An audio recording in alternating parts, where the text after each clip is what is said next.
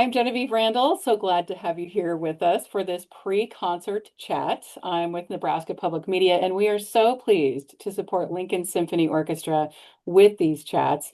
Just a note that some LSO concerts can be heard statewide on our occasional series, Nebraska Concerts, which has had a bit of a refresh schedule-wise. It is now at a new time, 11 a.m. Central.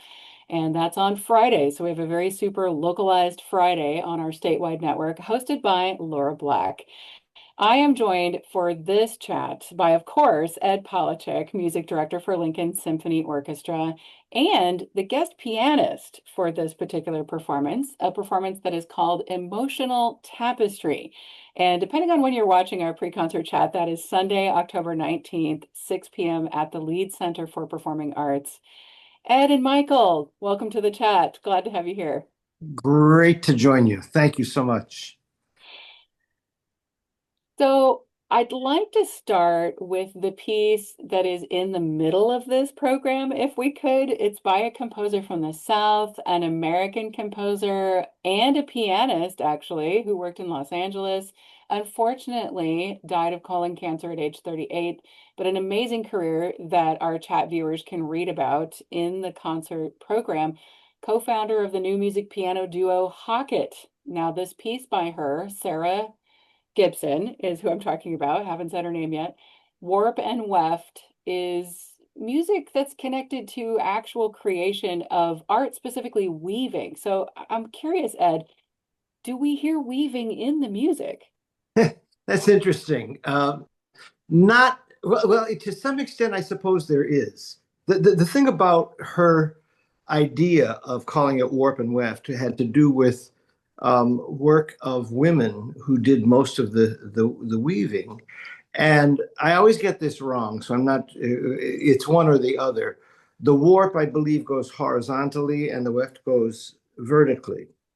And so her idea was that with the warp, you have this kind of linear line in music that takes you through.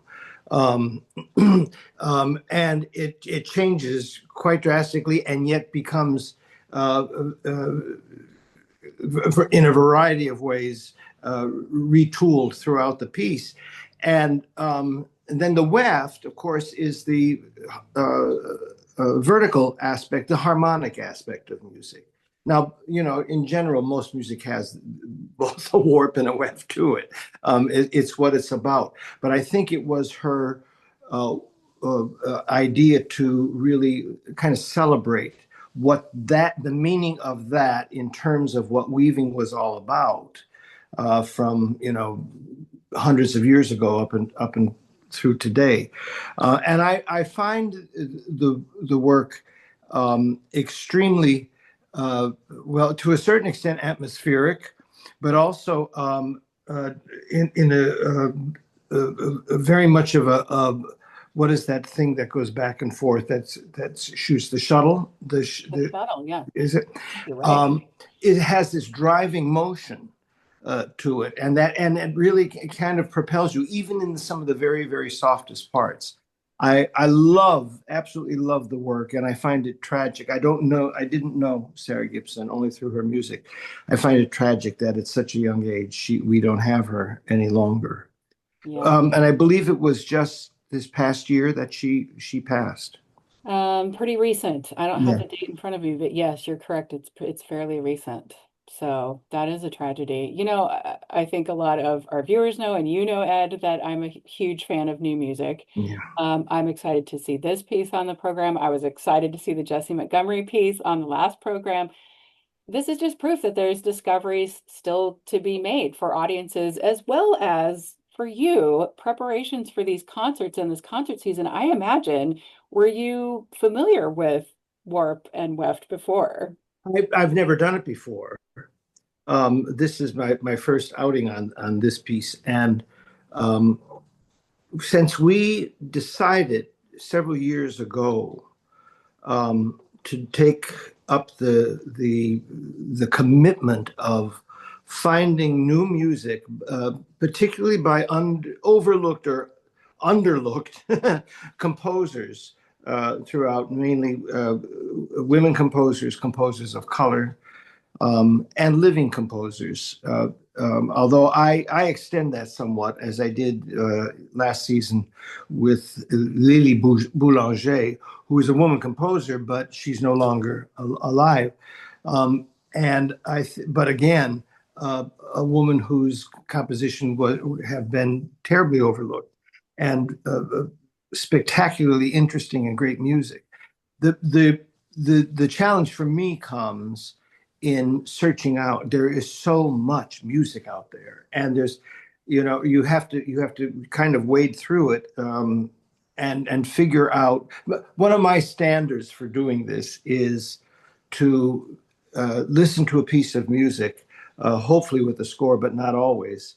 But try to determine, is this the kind of music that we're going to hear 25 or 50 or 100 years from now? And if it kind of fills somewhere in that bill for me, I want to do it. I find that the orchestra finds it very challenging and very interesting. They love doing it, and I also find that our audiences actually love learning about this kind of the new processes that are going on at the moment. So it's been a win-win-win situation all around, and I'm thrilled that we're able to do it. And our next concert, we're doing a piece by Missy Mazzoli. Oh, cool. Yeah, the orbiting spheres that I'm pairing with all the planets, of course, right? Anyway, um, Very uh, nice. the other pieces on the program I've done several times, and I will never give up doing them because I just love this program. Well, it's really cool, I think, to make connections across the centuries with music. And I am next here, admittedly skipping a little bit over Mr. Schubert, who never finished his Eighth Symphony, because I want to know more about our guest pianist here who has joined us here, Michael McHale. You get to tackle this first piano concerto by Tchaikovsky, filled with some folk song references. There's a Cossack dance, a tune that he apparently heard somewhere in Ukraine. What's your relationship with this piece, Michael? How long have you been friends with this piece? Well, gosh, I'm not sure I can put a number on it. I've started trying to not count years as much as I used to when I was a bit younger. But it's if you'd asked me that when I was 20, then I'd give you to the month. But Sure. um, I've no, it's a piece I've known for a long time and performed several times as well, but not actually for a few years. So it's been a real wonderful, and I've had this many times with different repertoire, whether it's concertos or solo recital repertoire or chamber music repertoire, where sometimes there's a bit of a gap and you haven't done it for a few years. And that process of returning to something that you played when ultimately you were a different person, if it Right. was, I think it was maybe 6 years ago or 7 years ago, maybe, that I last played this one. And that's always fascinating because you've changed, and then therefore, even though you haven't been particularly directly, intensely thinking about this piece, your relationship with it has also changed. And I always find that a real fascinating process. I wonder if As you could put our listeners in the shoes of yourself just a little more here, because it occurs to me, not only is the experience different with one piece over the years, but a lot of folks in the audience may have had piano lessons at some point in their lives, and they may have had this experience where their teacher suddenly plays a duet with them, or maybe if they're lucky and they've, progressed to the point of playing a concerto with an orchestra, you hear the orchestra for the first time, and it's the first time you're not alone. There's that conversation. What are some things that audience can listen for that puts them in your shoes? What are you listening back and forth with? What's your conversation with the orchestra? Well, there's lots of beautiful opportunity for dialogue in this concerto with some of these really fabulous woodwind solos, particularly, but also which in isn't super common in lots of concerto repertoire. Quite often, it's the piano or whichever instrument is the soloist pitted against the orchestra, and in this one, really, there are quite a lot of moments where my right top of my right hand will be playing the beautiful lyrical melody, and at the same time it's being perfectly doubled by one of the woodwind instruments. And that's something that well, I love playing chamber music as well, so that's something that that I really relish in this piece, where it's not, the orchestra plays, then the piano plays. There's the way that he integrates in a lot of the textures is really fabulous and quite intricate. So I'm kind of looking forward to hearing and meeting all the members of the orchestra as well, and hearing how they play, and how I can blend with them in those sections as well. So, and yeah, obviously, particularly happy to have Ed in the middle to keep us all together, hopefully. Hopefully, yes, yes. I'm thrilled that you brought up the idea of chamber music, and I know that you're a fantastic chamber music musician, because I find this kind of concerto, chamber music on a very large scale level.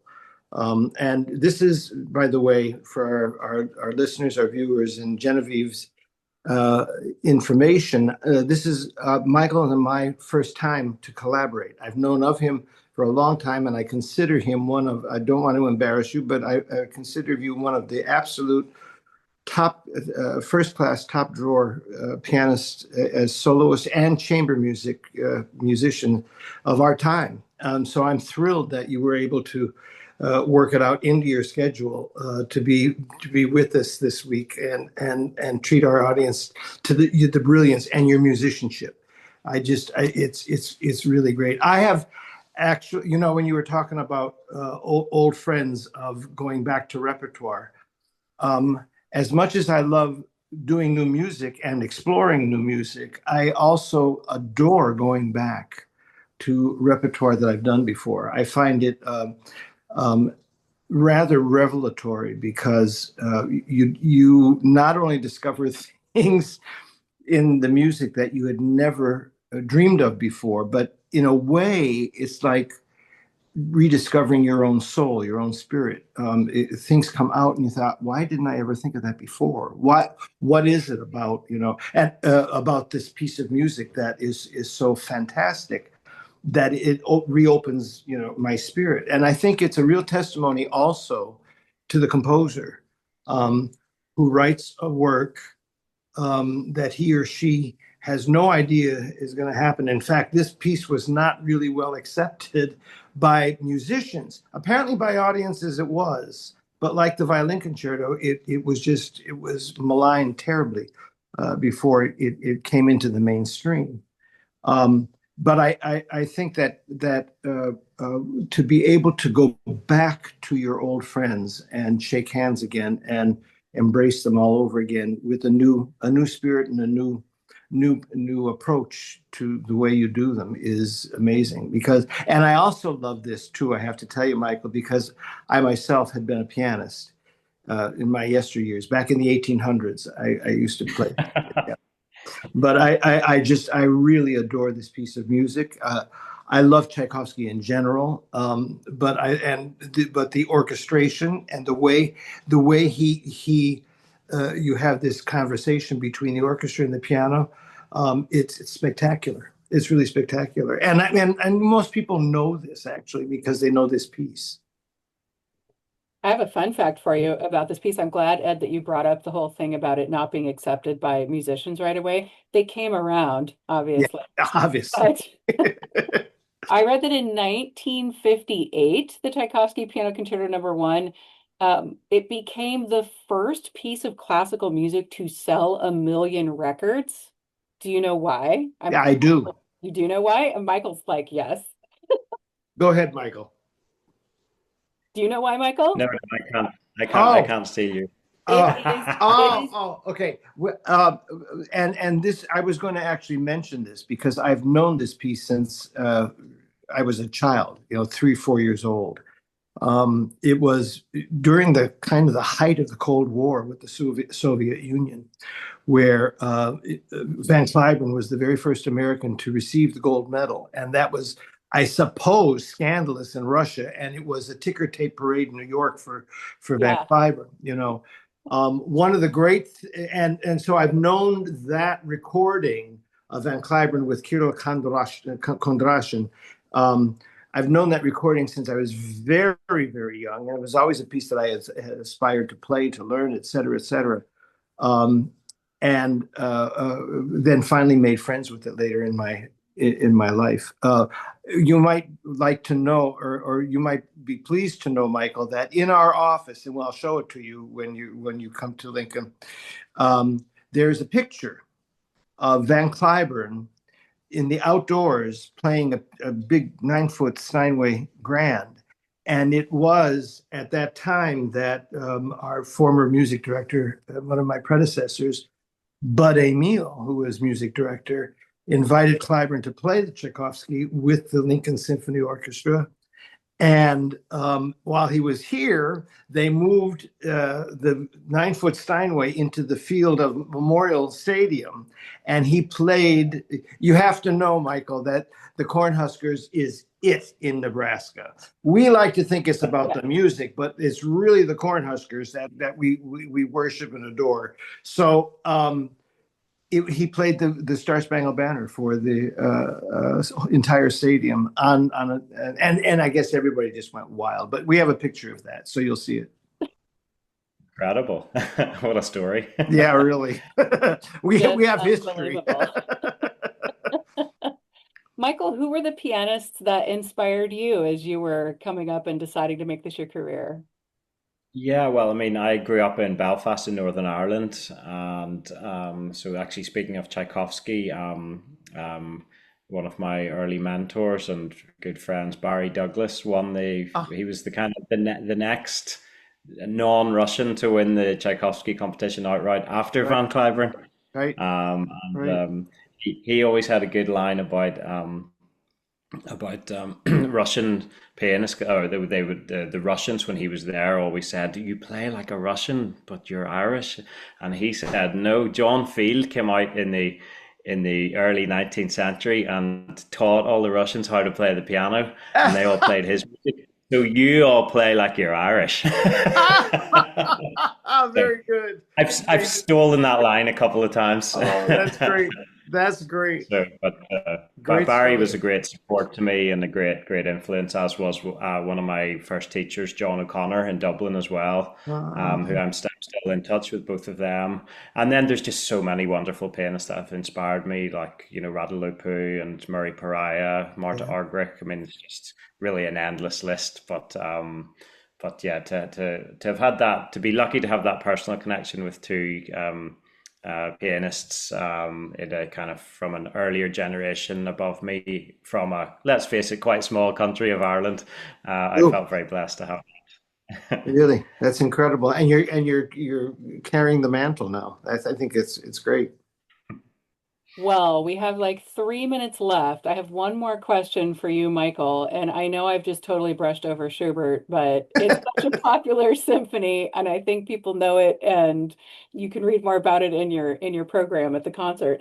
Um, I'm wanting you to talk a little bit, Michael, about something that a lot of musicians think about, but for pianists in particular, you have to show up and play an instrument that you can't just necessarily take with you because not everybody like Horowitz has a whole team to like haul your piano to another country. So what's your process when you approach a new space and a new instrument? Well, I think you just work within the practical parameters given to you, and if it means you turn up somewhere, your flight was delayed, you've got 20 minutes, you've never played the piano, and then you have to get kicked off stage, you just do whatever you can to find out, because they're all completely unique. They're all different. They all have their own little idiosyncrasies and quirks, and good points and bad points, and you're just constantly searching. But I think really what you do is, once you've just done this job quite a lot, is that you get better at adjusting, and you're constantly listening. That's the key, I guess, is you're constantly listening to that feedback from the instrument, and then throughout the whatever time you have to practice, the rehearsal, the concert, you're in the moment, constantly just trying to get to know it better, and then it's gone. And you have to go somewhere else, and it's like, I was just starting to.